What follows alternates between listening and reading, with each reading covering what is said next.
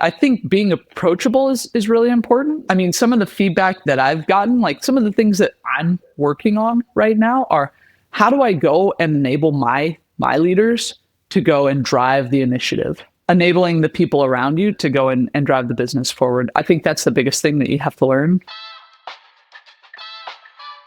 Everyone wants to build stronger pipeline, but only a few know how to make it happen. If you're listening to this show, you know Outbound is not dead. You just need a little help building a system that actually works.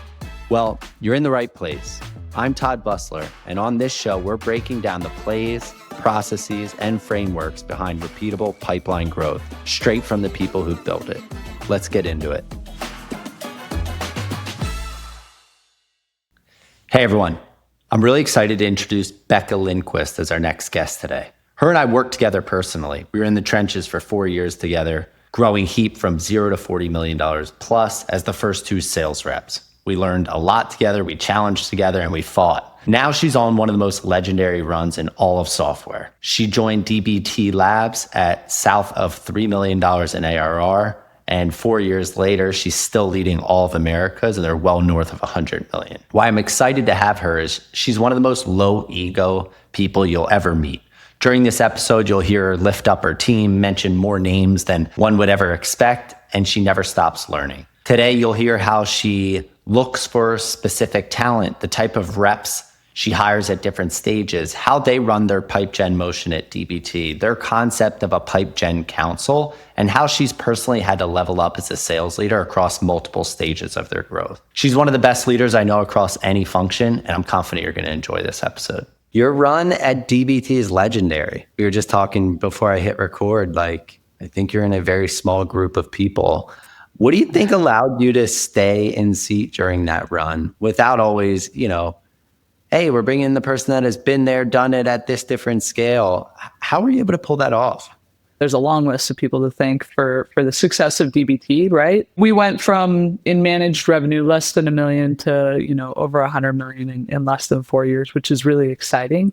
That's one of my favorite parts about being in software sales is the bar just keeps getting higher and it becomes how do you then go and figure out how to do it better and faster the next time around, right? When you say what do I think has allowed me to stay in seat? I think one, right, it's who are you building with and what's the trust that you how much trust have you built with those folks? And that's obviously a big part of staying in any seat. But when things don't go well, and inevitably they will go, something will go poorly between $0 and $100+ million, right? Do people trust that you have the company's best interest in mind and the team's best interest in mind to go and drive this forward? So that's the first thing is how are you working with the people around you, building those relationships and building the trust that even if you miss, it's easy to be the hero when times are good. Being in seat, it doesn't always mean that you're in the same seat, right? When I joined DBT, I joined as the head of sales. We had 3 sellers, had less than 20 customers, right? That were managed enterprise customers. I helped grow the sales org worldwide. And then it becomes about, okay, my seat, my role at this company is setting things up for the next phase of growth, right? So that Brandon can come in and be effective. So that, he brought in a CRO, my boss, Austin Stephanie, right? My seat becomes making sure that we can bring in the right people to take the business forward from, 100 million to 500 million to $1 billion. I think people see someone like a Ron Gabrisco at Databricks or Chris Degnan at Snowflake and wow, talk about an incredible run going from basically the first seller to the CRO of a company that's doing multiple $1 billion in revenue. I think sometimes people forget that sometimes seats change. I went from worldwide to running, the Americas sales org, which has afforded me a lot of opportunity to not wake up early, to work with our EMEA team and not stay up late, to work with our APJ team, but also to get deeper into our customer base and the team here in the States. I would tell people to embrace that. 0 to 50, your seat is going to be really different than 50 to 100, than 100 to 500. And I think just embracing that and thinking about, hey, how can I move this business forward? How can I help the people on my team? How can I help set this thing up to really go? That's how you stay in seat. That's how you stay valuable and you stay sharp because you're learning things. Not everyone thinks as low ego or selfless as you do in that aspect. Like, did someone teach you that? Were you just so bullish on the company long term? Or like, what leads you to think that way? Because it's super like mature, but I think a lot of people struggle with that. Ego is a factor, and you kind of have to take a step back and you say, okay, I've gone from, 0 to 100 plus million. That's a really cool story. But it's an even cooler story is going 0 to 500 million, going 0 to a billion. It just opens up a lot more doors and you learn a lot more. So like, I'll give an example. There's a lot of things that we've done or we've changed in the last 6 months that, like, I don't know, 90 to where we are today million tranche or phase. If I let my ego get in the way, not that it just did, if I let my ego get in the way, I wouldn't have learned that. Which, if I think about, again, going back and doing it faster and better, now I can go and do that because I've learned something else that, like, oh, shoot, yeah, if a rep has 6 states as their territory, it's going to be tough to focus. It's going to be tough to focus on the right accounts to outbound into, like that type of thing. I think if you just take that mindset, and I get it, it's tough, you'll find that you're set up for the next thing a lot better. I just commend you for the approach. I think a lot of people don't see it that way. And I think the way you frame that is like zooming out and be like, yeah, look, I can tell that story of I was kind of the head honcho from 0 to a certain number. Or I can be like, look, I'm going to be in a single digit group of people that went from 0 to 500 or whatever that may be. And there's always learnings. Like there's always different learnings, like you just said. I actually want to dive into that. So, I know we hopped right into it, but Becca, like your career has been incredible from early days at Optimizely. And if people listening to this, like were around in San Francisco, 2014, 15, 16, like Optimizely was hot as could be, right? And you helped build a lot of the outbound function there. You and I partnered to do it at Heap. Now you're mentioning it's a different problem of like, scaling our 100th rep that has like zip code oriented territories. How has your approach to building outbound teams changed throughout that journey? I think it comes down to like the people that you hire are a little bit different than like, man, when it was just you and me at Heap, like it's a little bit of a different profile when you're hiring your 50th rep. So part of it's like the people, part of it's the process, and like how do you make clear what expectations are and how do you give them the tracks to stay on? And then the third is just enablement. Like you can't just say like go PG or go create pipeline, right? If you make it as easy as possible for someone to understand what to do, how to do it, you give them the tools to do it, you make it as easy as possible to go from I understand what I need to do to taking action, whether that's hitting send, picking up the phone, doing your LinkedIn video, right? You're going to have a much higher rate of success. And then it's just about who you hire, right? And the profile of rep. I think it's really those kind of 3 factors though, right? The people, the process, and the enablement to help them go do it. I'm curious, how does, once you get to a certain level of scale, 100 plus, maybe it's 75 plus, wherever that is, like the characteristics of that person that you look for change? I'm curious, like what you had to learn in that journey to figure out that profile, or what made someone slightly later more effective? What skill sets matter more, right? How do you kind of get to that next level of keeping the PG culture when you're a more mature organization?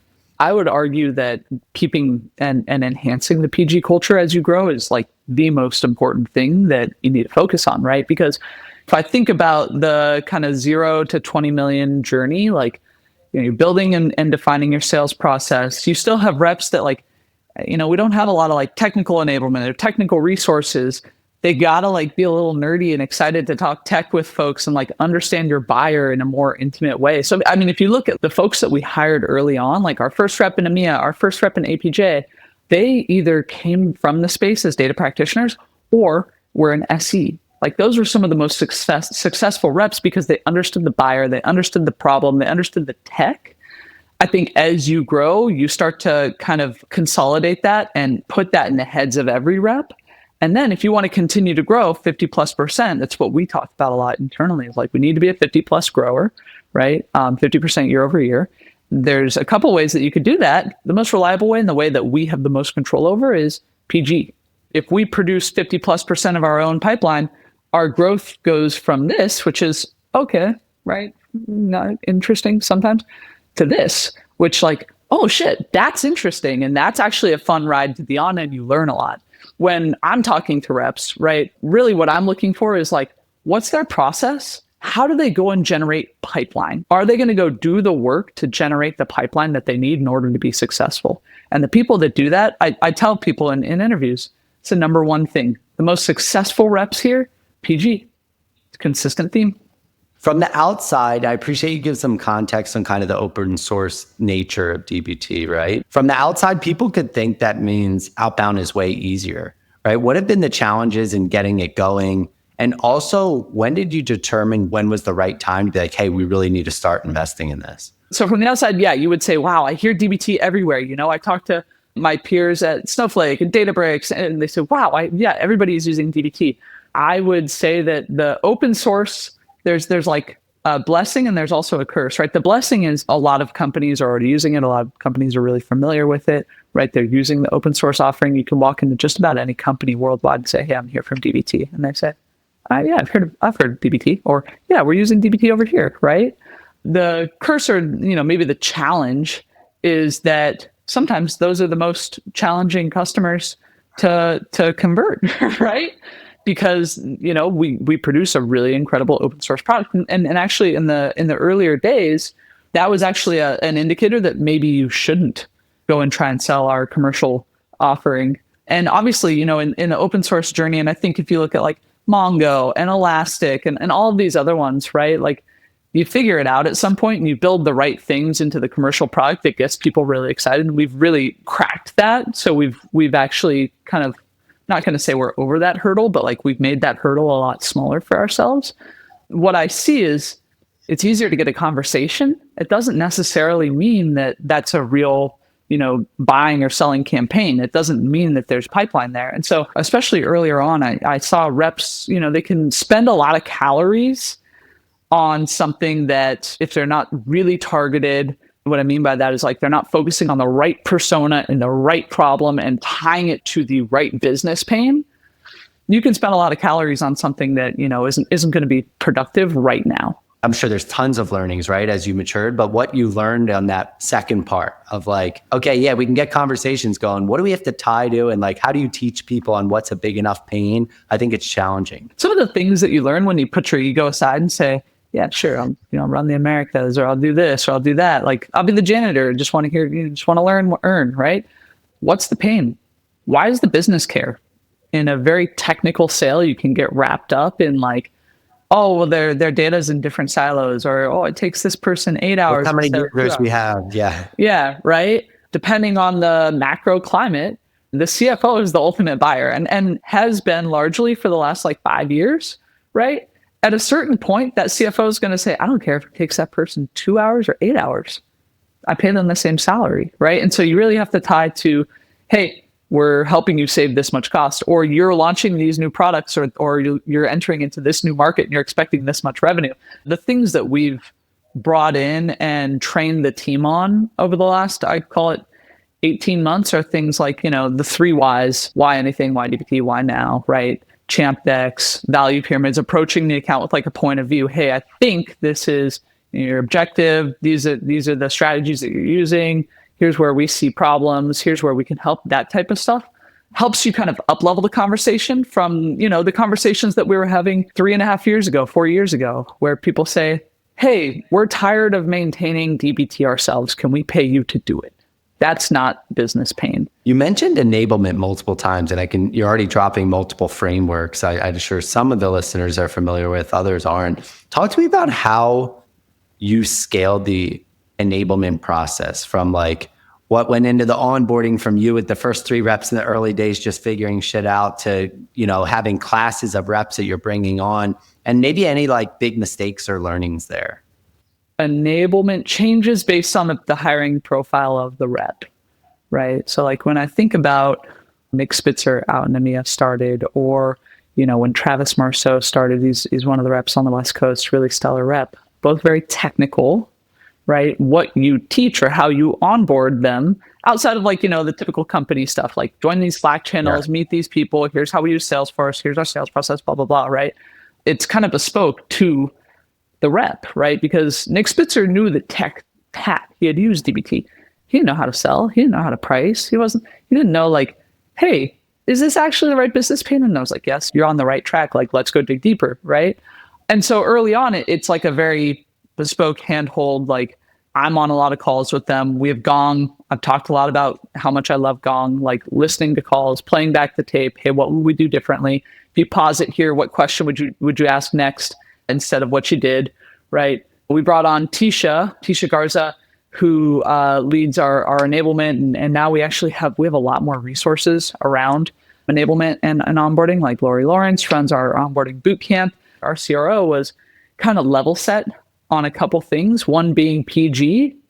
And so we took the whole team out of the field for a day. We trained the enterprise and we trained commercial reps on, hey, this is what good PG looks like. This is what a good territory plan looks like.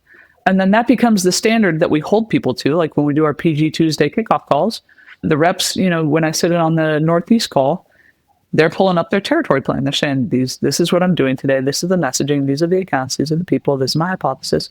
Great. That becomes a part of the onboarding. You just have to spend a lot more time with them, which is great because it means that you're in the deals and you're kind of in the weeds with them, right?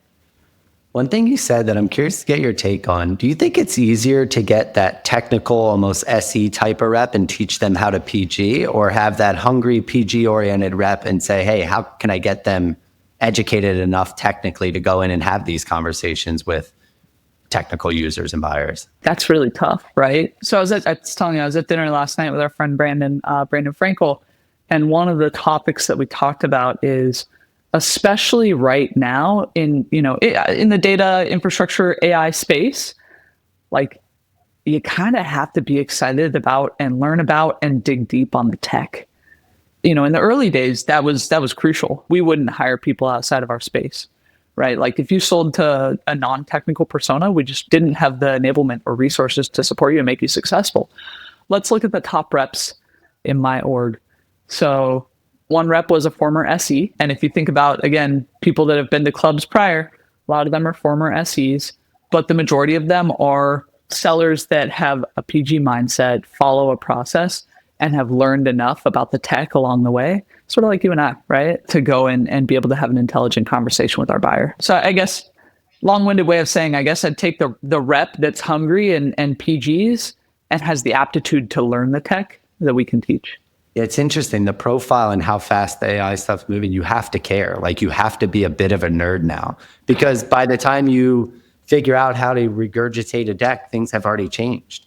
It's insane. So yeah, it's not like, cool, I learned this in January and I'm still good in June and July with the same pitch. It's like, it's not like that anymore. It's wild. That's right. What have you learned, or what advice would you have for earlier head of sales, first time VP of sales, and mistakes to avoid?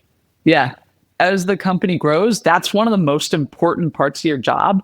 At DBT, at the scale that we're at, like sometimes, especially at the end of the quarter, a good portion of my day is just going and removing blockers, because I know the people, and a rep will call me and say, hey, why is this marketplace deal getting stuck? Can you help me? Or it's about building the trust and relationships with people so that when shit gets tough, you can pick up the phone and say, hey, Seeger, I know it's late, or hey, I come and ask you for a lot of things, but like, I really need this. And here's the impact. One of the most impactful conversations I had with my marketing peer earlier on, I remember it was in like February, there was lightning. I was sitting by the window and I was like, this conversation is really tough that we're having right now. And I just said, hey, here's all the baggage that I have coming from my last company and how we worked with marketing. And like, I'm just putting it out there so that you understand where I'm coming from and the context. And honestly, it was like a flip switched. It was like, suddenly we were like, oh shit, I understand why you might say that, or got it. Let's level set. This is what we're trying to do. This is the message, or this is the process to actually go and build that asset. Here's how we're going to roll it out to the field. I think just like being a human and like kind of connecting with your peers on that level is really valuable. Today we have a pipeline council meeting, and we've basically broken out pipeline by source, right? So you got rep, SDR, marketing, SA, partner, down to the rep patch level. And it allows me to go and press on certain folks and say, hey, in this region or in this territory or for these 3 reps, like we're really struggling. What can we do as a team? Marketing, can we do an event? Can we get our partners involved, right? Because at the end of the day, if the team's not successful, it doesn't really matter what seat you're in or how things are going. Talk to me more about that pipeline council. Like, I'm seeing this pop up quite a bit. And yeah, people had pipeline meetings before, but I think in general, it's getting more cross-functional and more, hey, there's one team. And like, sure, we might have hit our big pipeline goal, but like there's 3 regions over here, or it's made up by SDRs are killing it and marketing's actually not pulling their weight. When did you decide to put that together? Who owns that? How has that matured? Because I'm sure it's gotten better over time as well. Earlier on, and what I mean by earlier on is like, I don't know, when we were sub 20 million, right? You have this notion, I can't remember if we called it pipeline council or what it was called, but you just pay attention to different things. At that time, we had, less than 20 reps worldwide.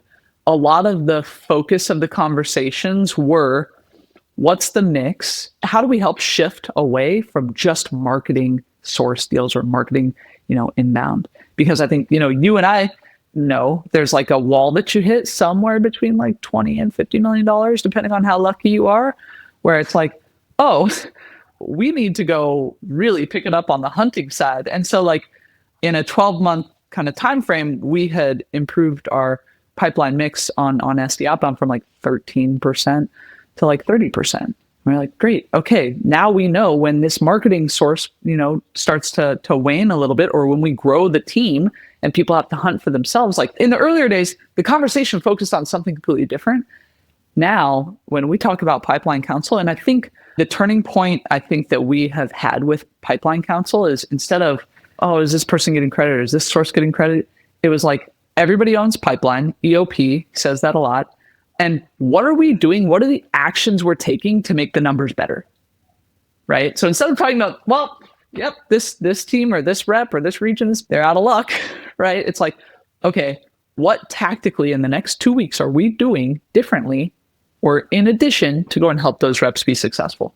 There's one thing I want to dig in as kind of the last part of our conversation, Becca, is I remember, we were early at Heap and we had a CRO that came from a big enterprise background, Neil George, and we learned a ton from him. Mm-hmm. I'll never forget, he was like, hey, I want you having multiple meetings with partners, other tech vendors that are selling into your accounts. And I remember the first time he said it, I'm like, this is a waste of time. What are you talking about?